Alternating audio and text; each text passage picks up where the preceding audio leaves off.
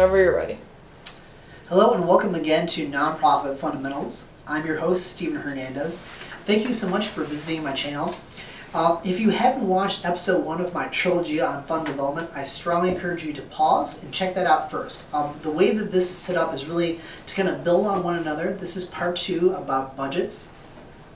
And I strongly encourage clients and just people who ask me for advice in terms of development to build a work plan first. If you have a execution-based work plan, it will make step 2, which is working on the budget, that much easier.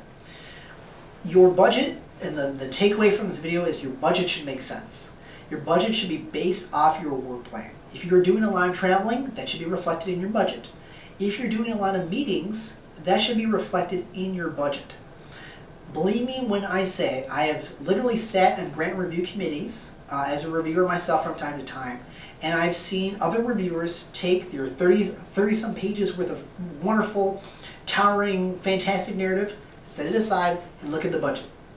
If the budget makes no sense, if the budget seems impractical or full of fluff, they will immediately pick up everything in the proposal and move it aside.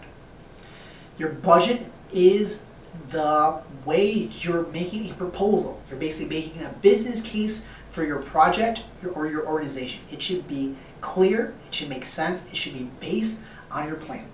Your budget has to make sense. I can't say that enough. So your budget should take care of personnel.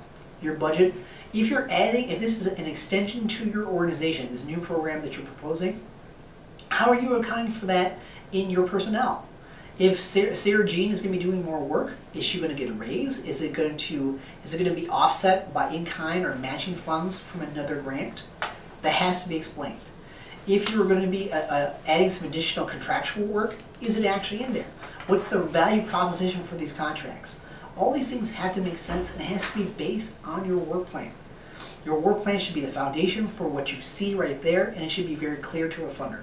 You should be able to come to them with confidence. We need X amount of money or investment, however you want to characterize it, and it will help them understand in a very clear dollar and cents term, for X amount of money, I will see in the community this much service, this much work, this many hours of programming, and it will produce this kind of good.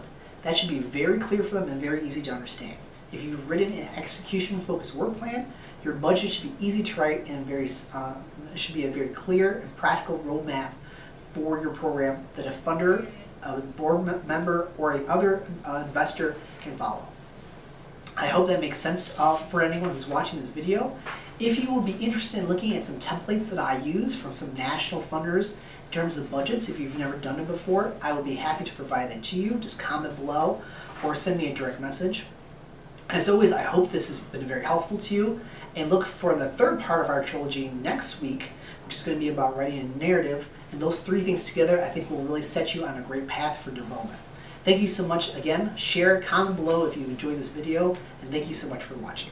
Take care.